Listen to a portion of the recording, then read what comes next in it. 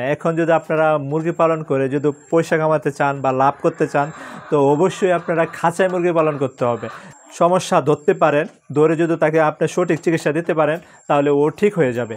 আসসালামু আলাইকুম সবাইকে, আরিফ ফার্মিং চ্যানেল থেকে সবাইকে স্বাগতম। আজকে আমি আলোচনা করব আমি কিভাবে দেশি মুরগি পালন করি এবং খাঁচায় পালন করি আমি দেশি মুরগি। আর একটা সময় আমি কিন্তু ছেড়ে পালন করতাম দেশি মুরগি। তো ছেড়ে পালন করা এবং খাঁচায় পালন করার মধ্যে পার্থক্যটা কি, এই বিষয় নিয়ে আমি কথা বলবো। খাঁচার মধ্যে মুরগি পালন করা কি সুবিধা, আপনার খাঁচার মধ্যে মুরগি পালন করা অনেক সুবিধা আছে আপনার, সেই সুবিধাগুলাই আমি আপনাদেরকে আজকে বলবো। আর যদি আপনারা বাইরে ছেড়েও যদি আপনার পর্যাপ্ত জায়গা থাকে, বাইরে ছেড়েও আপনি মুরগি পালন করতে পারেন, কিন্তু সেটার জন্য আপনাকে ফার্মিংটা বা ফার্মিং বিষয়ে খুব ভালোভাবে আপনার জানা লাগবে। ম্যানেজমেন্ট বলেন, ঔষধ ম্যানেজমেন্ট বলেন, ভ্যাকসিনেশন বলেন, লিটার ম্যানেজমেন্ট বলেন, বিভিন্ন ম্যানেজমেন্ট সম্পর্কে আপনার খুব সর্বোচ্চ ভালো আপনার জানা লাগবে, তাহলে আপনি বাইরে ছেড়ে মুরগি পালন করতে পারতেন। আমি একটা সময় কিছুই জানতাম না, বাইরে মুরগি পালন করতাম, ওই সময় আমার অনেক টাকা মুরগি মারা গেছে। ওইটা যদি আমি বলি 2-3 ঘন্টাও শেষ হবে না। আমি যখন শুরু করি দেশে বাইরের থেকে আইসা, করোনার সময় যখন আমার এই যে ফাঁকঘরটা দেখতেছেন, এটা আমার ফাঁকঘর ছিল। ওই যে দেখেন এখানে লাকড়ি থাকতো আর এখানে চুলা ছিল এই জায়গায়। তো এটাকে সরিয়ে আমি এই জায়গায় আমার খামারটা তৈরি করছি। তো এই আমার আগের ইয়াটা আমি অন্য একটা ভিডিওতে বলবো। তো আজকে আমি বলবো যে আপনারা কিভাবে খামারটা শুরু করলে ভালো হয়, ঠিক আছে? তো আপনারা অবশ্যই যদি মাংসের মুরগি করেন তাহলে ছেড়ে পালন করবেন। অবশ্যই মাংসের মুরগি আগে প্রথমে 30 দিন 35 দিন পর্যন্ত অবশ্যই লিটারে পালন করবেন, পরে ছেড়ে আপনারা পালন করবেন। তাহলে আরেকটা বিষয়, আপনাদের আমার বাবারা, আমার মারা বা আমার চাচা চাচিরা যারা আপনার 5টা-10টা মুরগি পালন করতো, ওই সময়ে আপনার ধান ছিল বেশি, গম ছিল বেশি, কাউন ছিল বেশি এবং বিভিন্ন পচা খাবার টাবার হতো, কিন্তু বর্তমানে এটা নাই। এবং ওরা আপনার জুতা ছাড়া হাঁটতো, আর আমরা এখন জুতা ছাড়া হাঁটতে পারি না। দুনিয়াটা অনেক আপডেট হয়ে গেছে, ফার্মিংটা দুনিয়ার ফার্মিংটা অনেক আপডেট হয়ে গেছে। এখন আপনি যদি ওইভাবে মুরগি পালন করেন, ওইভাবেও আপনার কিন্তু মাছাছিরা লাভ করে আসছে। ওইখান থেকে আপনার কিছু আপডেটে আসতে হবে, তাহলে আপনারা কিন্তু মুরগি পালন করে লাভ করতে পারবেন, ঠিক আছে? বিভিন্ন প্রযুক্তি, মুরগি পালন করার বিভিন্ন প্রযুক্তি কিন্তু অনেকটা আগায় গেছে, ঠিক আছে? আর আগে রোগ বেলায় কম হতো, এখন রোগ বেলায় অনেক বেশি হয়ে গেছে। ওই ছেড়ে পালন যদি আপনারা করেন তাহলে মুরগি মারা যায়। দেখা যাচ্ছে রাত্রেবেলা মুরগি খড়ে দিচ্ছেন, সকালে ওইটা দেখেন সব মুরগি মারা গেছে। তো সেভাবে আপনারা এখন পালন করতে পারবেন না। এখন যদি আপনারা মুরগি পালন করে যদি পয়সা কামাতে চান বা লাভ করতে চান, তো অবশ্যই আপনারা খাঁচায় মুরগি পালন করতে হবে। কিন্তু খাঁচায় পালন করলেই হবে না, খাঁচায় অনেক সুবিধা আছে, অনেক অসুবিধা আছে, এবং কি আপনার ম্যানেজমেন্ট জানা লাগবে, তাহলে আপনারা খাঁচায় মুরগি পালন করতে পারবেন। যদি খাঁচায় খালি পালন করলে আপনারা লাভ করতে পারবেন না। বিভিন্ন আপনার স্টেপ বাই অনেকগুলো স্টেপ আছে, ঠিক আছে? ওই স্টেপগুলা পার হইলেই কিন্তু আপনারা খাঁচা মুরগি পালন করে আপনি লাভবান করতে পারবেন, এছাড়া কিন্তু আপনারা লাভবান করতে পারবেন না। তো খাঁচার মধ্যে আপনার কী সুবিধা আমি আপনাদেরকে বলি। আমার মনে আছে যখন আমি বাইরে প্রায় মুরগি পালন করতাম, 37,000 টাকা মুরগি মারা গেছিলো, আর একবার 27,000 টাকা মুরগি মারা গেছিলো। তারপরে আমি আপনার খাঁচায় তুলছি, ঠিক আছে? মুরগি খাঁচায় তুললে পরে আমি খাঁচায় পালন করি। এখন খাঁচার মধ্যে মুরগি আপনার আমি প্রায় 3.5 বছর যাবৎ খাঁচায় মুরগি, 3.5 বছর প্লাস হয়ে যাচ্ছে।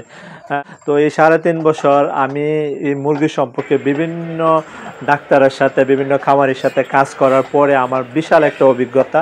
আলহামদুলিল্লাহ, এখন আমি মুরগি কি ঝামেলা, কি সমস্যা হইলেই কিন্তু আমি দেখতে পাই বা বুঝতে পারি যে মুরগি কি ঝামেলা। আমার তো এখন একটা মুরগিও মারা যায় না, বা কোনো ঝামেলা হলে আমি সাথে সাথে তাকে চিকিৎসা দিয়ে দিই, সে ঠিক হয়ে যায়।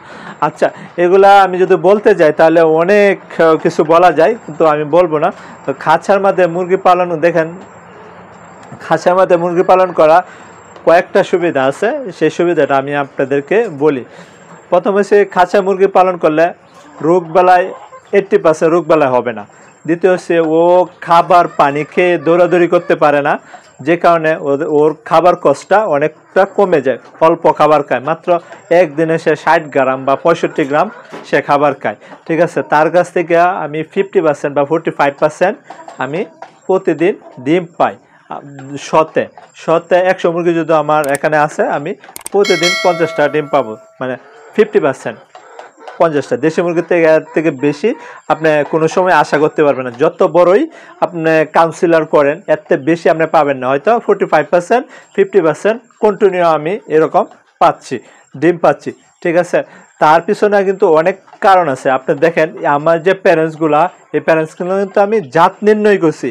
যেই মুরগিটা ভালো ডিম পারে সেই মুরগিটা আমার খামারে রাখছি, আর যে মুরগিটা ভালো ডিম পারে না সেই মুরগিটাকে আমার খামার থেকে বাদ দিলাইছি, মানে আমার খামারে ঢুকাই নাই।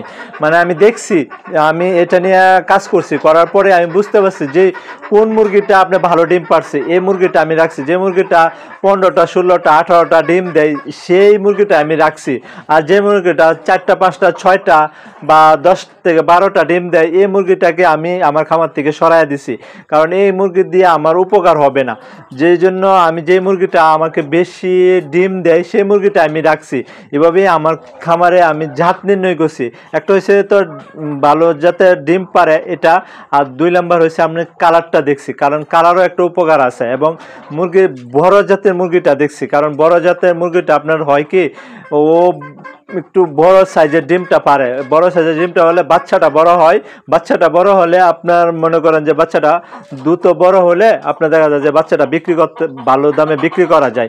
যেহেতু ভালো একটা কালার থাকে, এই কালারের জন্য আপনার এই বাচ্চাটার দাম আরো বেড়ে যাবে, বা এই বাচ্চাটার দামটা আপনার আরো ভালো পাবেন। তো এইভাবে আমার খামারে আপনার জাত নির্ণয় করছি, এবং কি ভালো যে মুরগিগুলা কুচে বসে না সেইগুলো আমি রাখছি দেখে দেখে।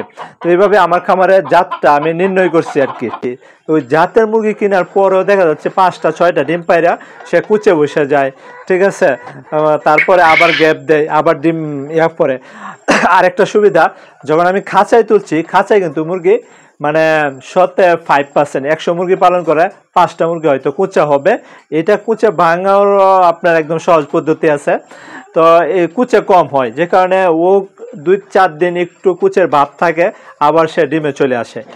এভাবে কিন্তু মানে ডিমে চলে আসে। এটার জন্য কাউন্সিলর করা লাগে, ম্যানেজমেন্ট করা লাগে, তাহলে কিন্তু সে কুচে আর বসে না।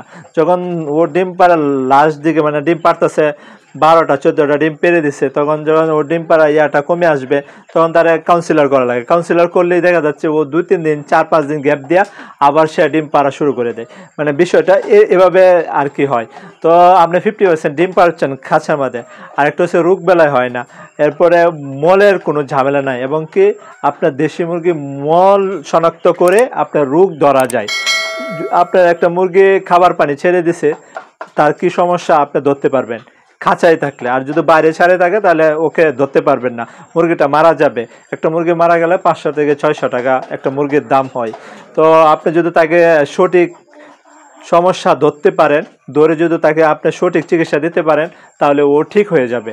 আমি এভাবেই ঠিক করি মুরগি। আমার খামারে কিন্তু আপনার ভ্যাকসিনেশন সব কিছু কিন্তু ম্যানেজমেন্ট আমি ঠিক রাখছি। তারপরও অনেক সময় অনেক মুরগির মানে লুট, ভাইরাস জাতীয় লুটটা বেড়ে যায়, যে কারণে মুরগির সমস্যা হয়ে যায়। আর 4 নাম্বার হয়েছে আপনার সালমোনেলা মাইক্রোপ্লাজমার প্রবলেম। সালমোনেলা হয়েছে মুরগির টাইফয়েড, মাইক্রোপ্লাজমা হয়েছে মুরগির ঠান্ডা। মানে তার মল দেখে শনাক্ত করা যায়। তার যখন সালমোনেলা প্রবলেমটা চলে আসে তখন তার মলটা আস্তে আস্তে চেঞ্জ হতে থাকে, মানে পানি পানি মল চলে আসে, তখন ওকে সালমোনেলা একটা নর্মাল ডোজ দিলে ও সালমোনেলা ঠিক হয়ে যায়, মানে মলটা শক্ত হয়ে যায়, মুরগিটাও ঠিক হয়ে যায়। এবং আবার যখন মাইক্রোপ্লাজমা চলে আসে তখন দেখা যাচ্ছে তার নাক মুখ চোখ ফুলে গেছে, নাক দিয়ে পানি আসতেছে, নাক ঝাড়তেছে, জিম করে বসে আছে, তখন কিন্তু তাকে নর্মাল ডোজ দিলে হবে না, তাকে তখন হাই অ্যান্টিবায়োটিক একটা ডোজ দেওয়া লাগবে। যা ও কিন্তু প্রাপ্তবয়স্ক মুরগি, ওরা যদি আপনি নর্মাল ডোজ দেন তাহলে কিন্তু ও ঠিক হবে না, ওকে একটা হাই অ্যান্টিবায়োটিক ডোজ দেওয়া লাগবে। যখন নাক দিয়ে চোখ ফুলে যায়, নাক দিয়ে পানি চলে আসে, মুরগি হাঁ করে শ্বাস নেয়, তখন তাকে কিন্তু হাই অ্যান্টিবায়োটিক দিয়ে একটা ডোজ করানো লাগবে। তো এভাবে আর কি মাইক্রোপ্লাজমা ডোজটা দেওয়া লাগবে। এবং কি আপনার সব কিছু খাঁচায় থাকলে সব কিছু শনাক্ত করা যায়, মানে একটা মুরগি অসুস্থ হয়েছে আপনার সাথে সাথে ধরতে পারছেন, তাকে চিকিৎসা দিলে সে ঠিক হয়ে যাবে। মানে এই খাঁচায় অনেক সুবিধা আপনার, মানে খাঁচায় থাকলে ভ্যাকসিনেশন করতে অনেক সুবিধা, সব কিছুই আপনার করতে সুবিধা। ঠিক আছে, আমি তো সুবিধাগুলো আপনাদেরকে বললামই। তো খাঁচায় হয়েছে এইরকম সুবিধা। আপনারা যদি খাঁচায় মুরগি পালন করেন, অল্প জায়গায় আপনি মুরগি পালন করতে পারেন। আপনারা দেখেন এই যে আমার এখানে 3 ফুট বাই 6 ফুট, এখানে 12টা মুরগি, তিনটা কইরা আপনার 12টা মুরগি আপনি এই ছোট্ট একটা কাঁচায়।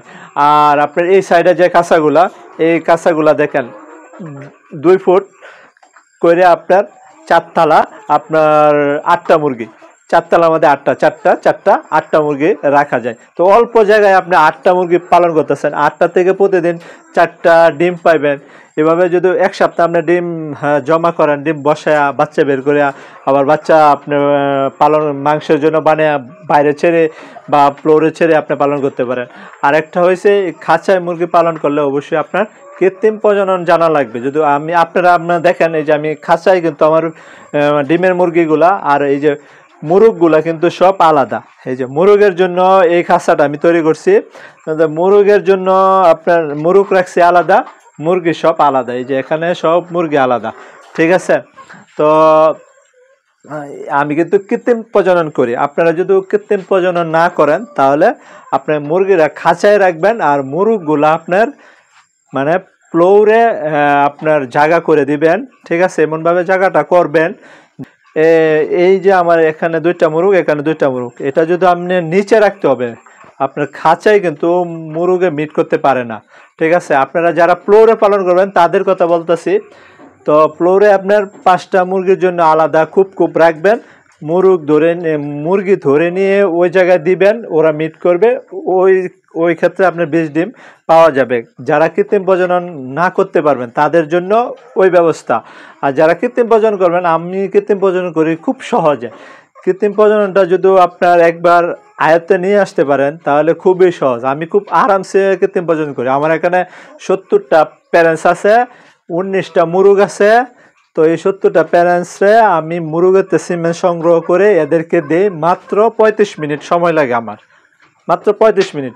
কৃত্রিম প্রজনন এমন সহজ, আপনার যদি জানা থাকে। এটা নিয়ে আমি মানে ডিটেল অল্প করে ভিডিও করে আমি সব কিছু বলবো। একটানা যদি অনেক ভিডিও আমি করি তাহলে আপনারা বুঝবেন না। অনেক চ্যানেলে ভিডিও আছে, ওইগুলোর সাথে আমার কৃত্রিম প্রজনন কোনোভাবেই মিলবে না।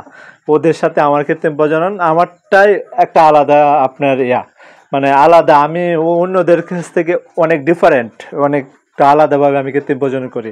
আর কৃত্রিম প্রজনন আমি আপনার অনেক কাজ করছি। ঠিক আছে, ডাক্তারের সাথে কাজ করছি, খামারির সাথে কাজ করছি, নিজে কাজ করে তারপরে এগুলো আমি আয়ত্ত করছি। ঠিক আছে, তো এগুলা যদি আমি মানে বলি তাহলে 1 ঘন্টা সময় লাগবে। তো এগুলো আমি পরে আপনাদেরকে বলবো। তো খাঁচার মধ্যে মুরগি পালন করলে এই একটা সুবিধা, জায়গা কম লাগে। ঠিক আছে, অল্প জায়গায় অধিক মুরগি পালন করতে পারবেন। ধরেন এই যে আমার এখানে 12টা আর এখানে 8টা মুরগি, তাহলে 8টা আর হচ্ছে 12টা 20টা। কয় ফুট জায়গা? 5 ফুট বাই 6 ফুট। এই 5 ফুট জায়গার মধ্যে 20টা মুরগি আমি যদি পালন করি তাহলে আমার আর কিছু লাগবে না। ঠিক আছে, অল্প জায়গায় দেখেন 5 ফিট জায়গা, এটা 2 ফিট কাঁচা আর এটা 3 ফিট কাঁচা, এটা 2 ফিট কাঁচা, এটা 3 ফিট। এই অল্প জায়গায় আপনার মুরগি পালন, আর রোগ বেলায় তো আপনার হবেই না।